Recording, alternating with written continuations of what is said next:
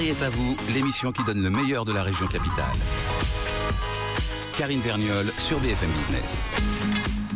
Le débat du jour, la question de la santé au travail. Selon une étude publiée mercredi dernier par l'Institut Alma Consulting Group, les arrêts de travail dans le privé ont coûté l'an dernier 26% plus cher que sur l'année d'avant, soit 8,8 millions d'euros. Les salariés ont loupé en moyenne 15,6, c'est très précis, jours de travail. Alors 67% des DRH, 68% des salariés se rejoignent sur la principale cause de cette absence, l'état de santé du salarié. Alors pour pallier à cette situation, quelle solution aujourd'hui? Yannick Jarlot, bonjour. Bonjour. Vous êtes le directeur commercial et marketing de la Business Unit RH et Performance d'Alma Consulting Group, donc qui vient de publier cette étude, on va y revenir dans un instant. Vous êtes également consultant en santé au travail. Charlotte Duda, bonjour. Bonjour. Vous êtes la directrice des ressources humaines de Stream, qui appartient depuis janvier au groupe Convergys, c'est bien ça? Tout à fait, Convergys.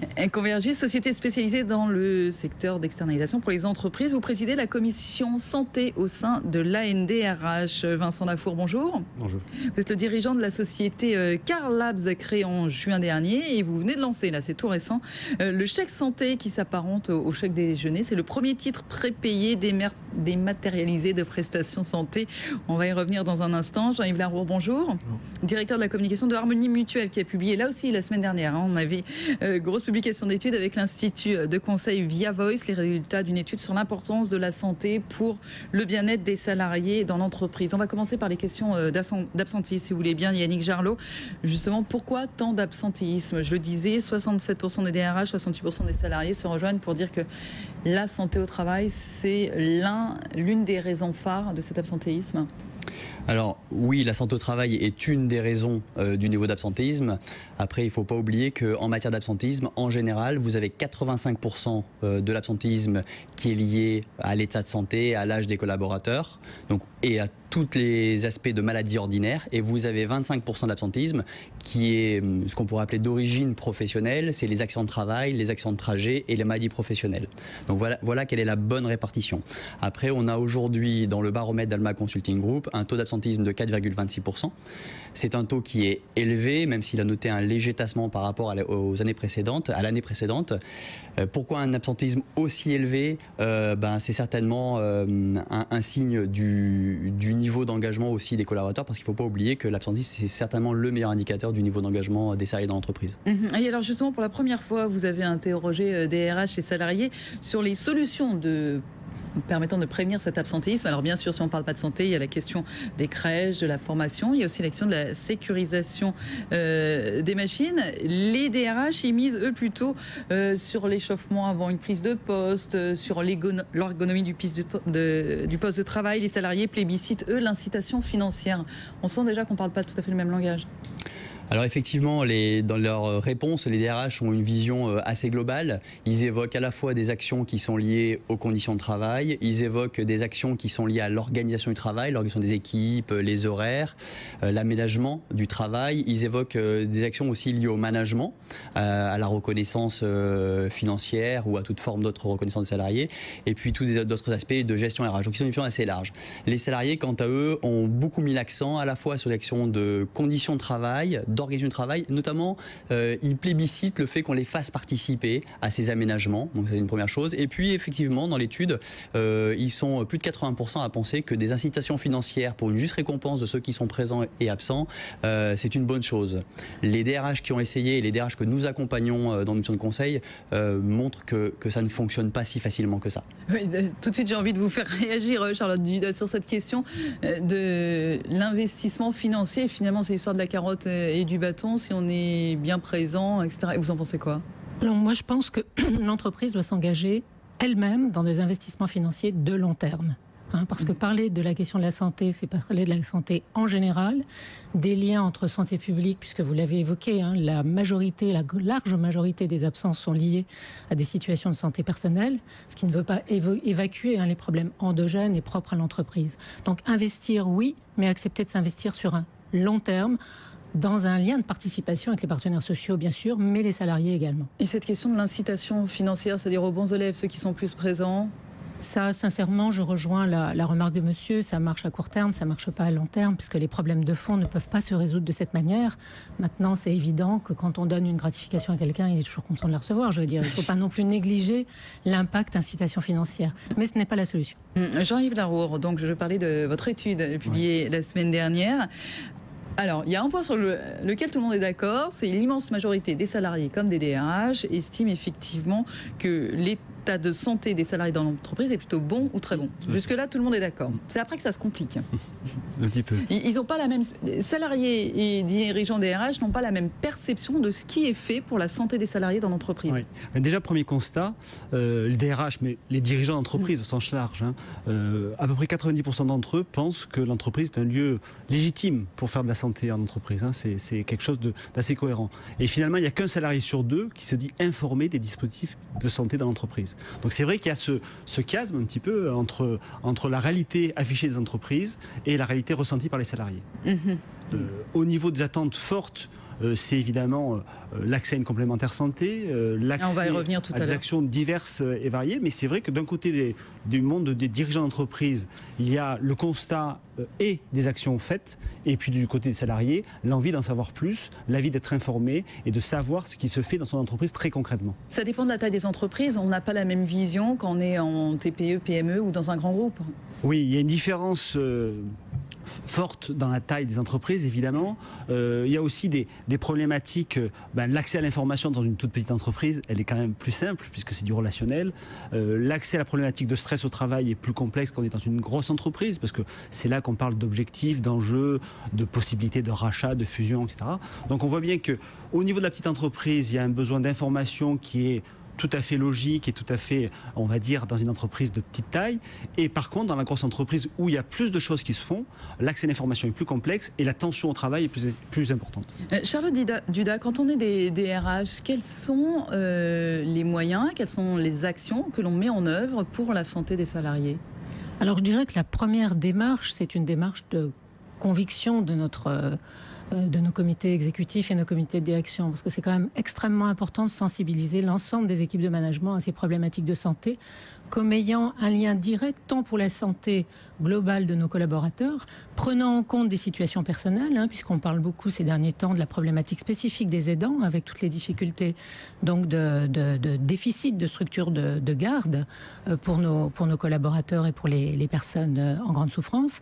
Et ensuite, ce qui est très très important, c'est effectivement de parler et de communiquer sur les sujets.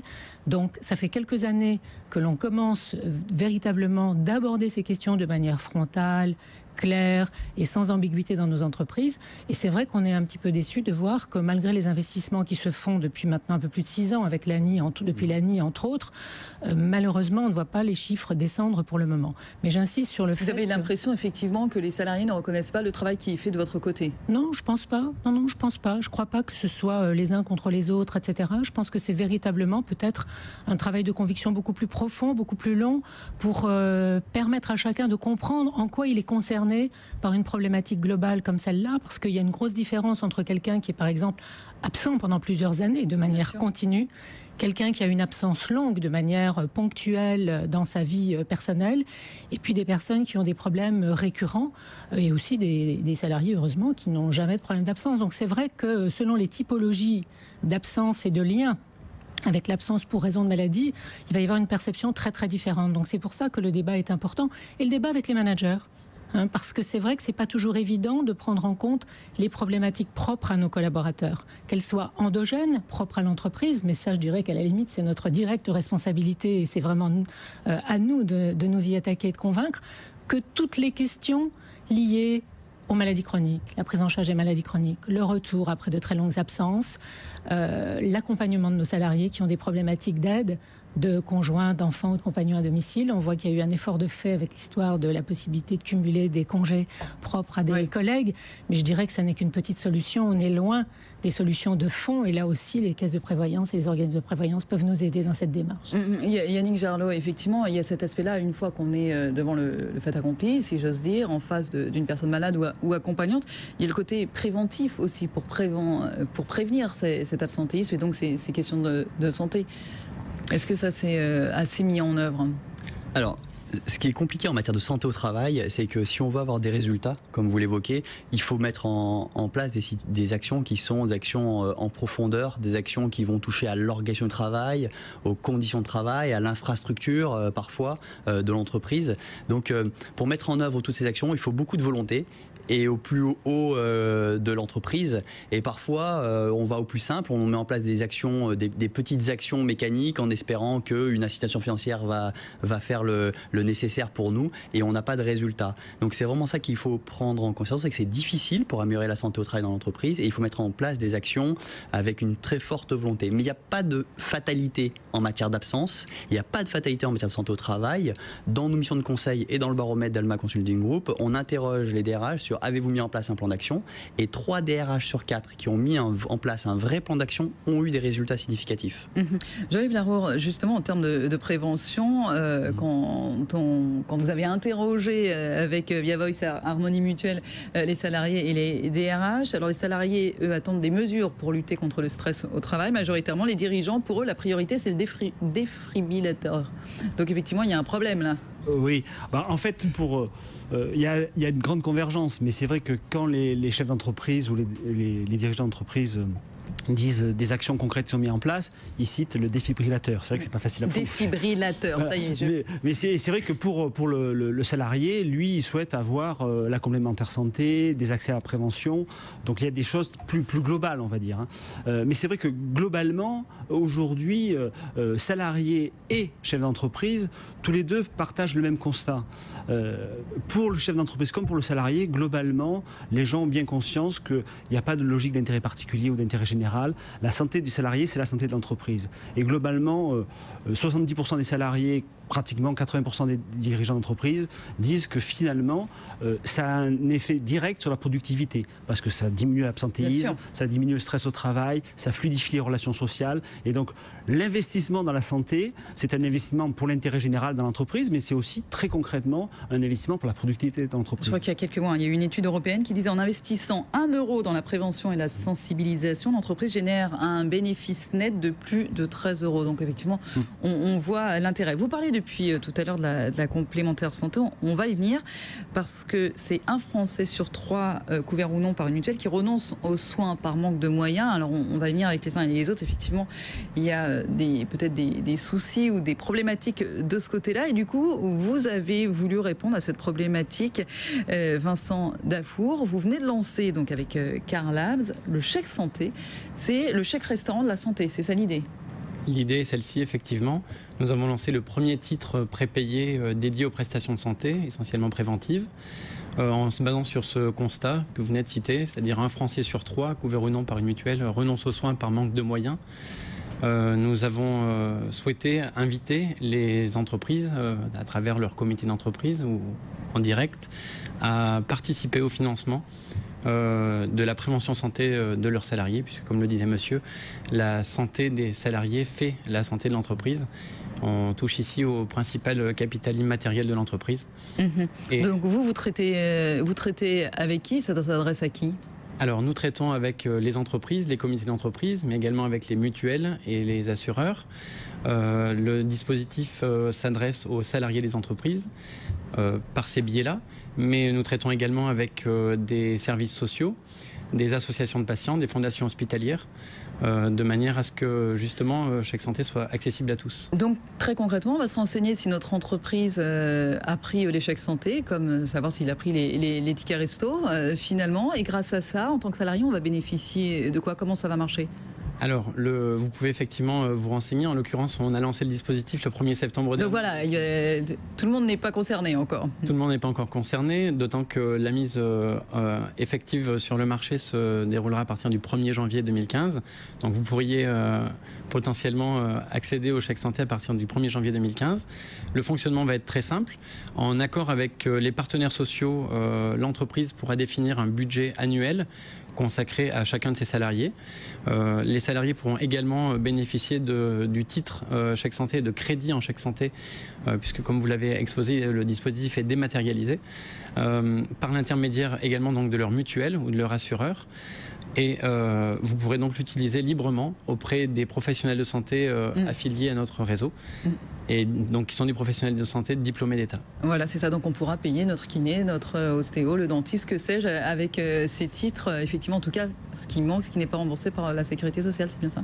Tout à fait, c'est ça, mais également sur des prestations préventives, comme vous le soulignez, auprès de professionnels de santé. J'entends par santé le sens large du terme, tel que le définit l'Organisation mondiale de la santé, c'est-à-dire un ensemble de complets bien-être physique, psychique, social, et non pas qu'une simple absence de maladie.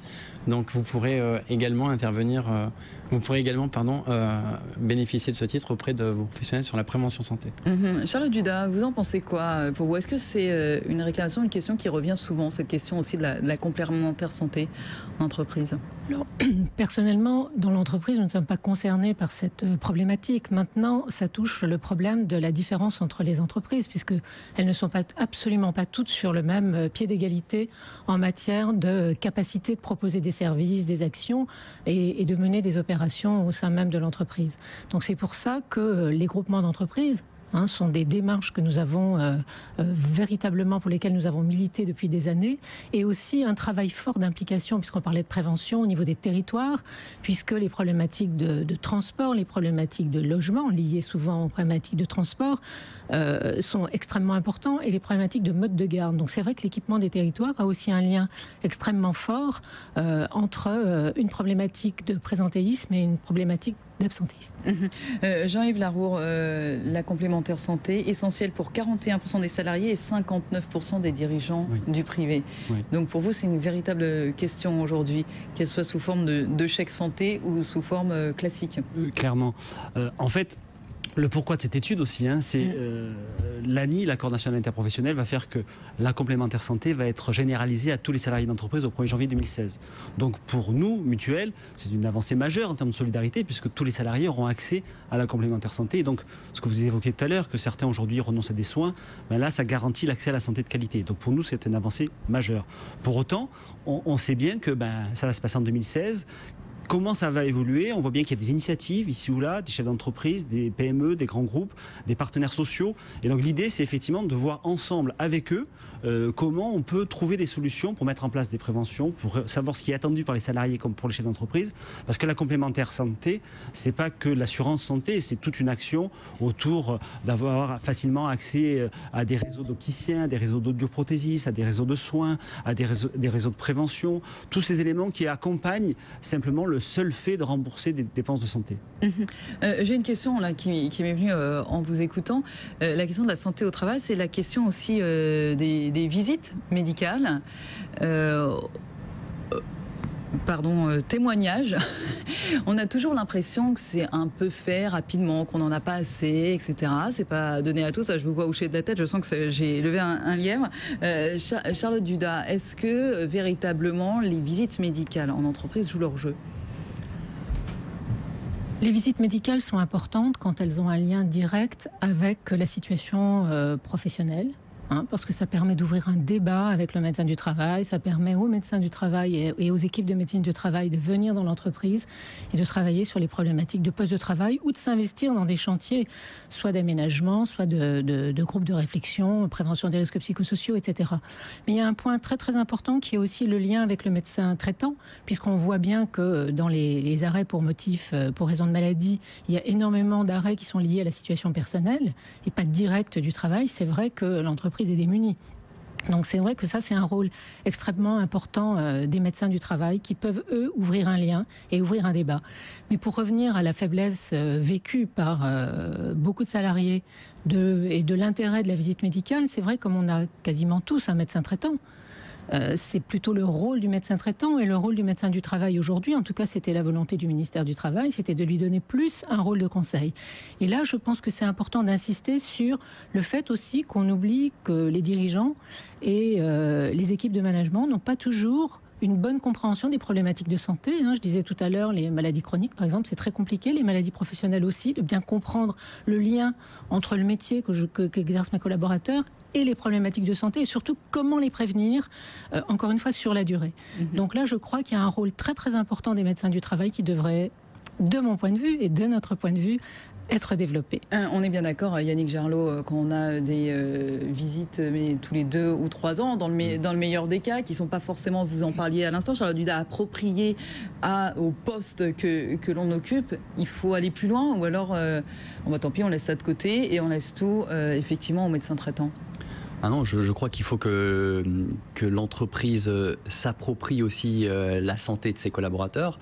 Là, on évoque les aspects de santé ordinaire, à la maladie ordinaire. Il y a tous les aspects qui sont liés à l'accident de travail, à la maladie professionnelle, dans mon entreprise, est-ce que j'expose mes collaborateurs soit à un risque d'accident, soit à une exposition prolongée à un produit ou à une autre nuisance, qui fait qu'un jour ça va atteindre sa santé physique ou psychique. Il ne faut pas oublier la montée en puissance de la santé mentale.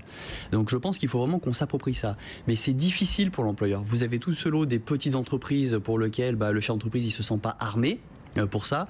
Et même quand vous allez dans des tailles d'entreprise plus importantes, ça reste difficile. C'est pour mettre en œuvre des actions efficaces. Vous aviez abordé cette question-là, Jean-Yves Larour, la question des visites médicales, dans votre questionnaire, où vous vous êtes posé la question? Il y a des éléments, effectivement, sur la visite médicale, comme toute une série d'items, pour voir comment les salariés jugeaient la santé d'entreprise. La visite médicale était un des éléments identifiés comme un sujet, comme par exemple la cantine d'entreprise, pour savoir s'il y a des repas équilibrés. Parce qu'en fait, pas plus important que ça. Voilà. Alors en termes de chiffres... Pardon, c'est moi qui fais la conclusion. Oui. Non, en termes de chiffres, c'était un peu plus important, mais l'idée, c'est que de faire remonter que pour un salarié d'entreprise, la santé, c'est plein de choses, y compris sa relation avec son N+1 direct. Et c'est tous ces déterminants de santé sur lesquels il faut travailler. La médecine au travail, évidemment, la nutrition, le confort au travail, la prévention des risques professionnels. Oui. Il y a tous ces éléments. Au-delà de la maladie, c'est vraiment le bien-être au travail quand on parle de santé au travail. Merci beaucoup à vous, Jean-Yves Larour, directeur de la communication de Harmonie Mutuelle. Vincent Dafour, merci beaucoup à vous.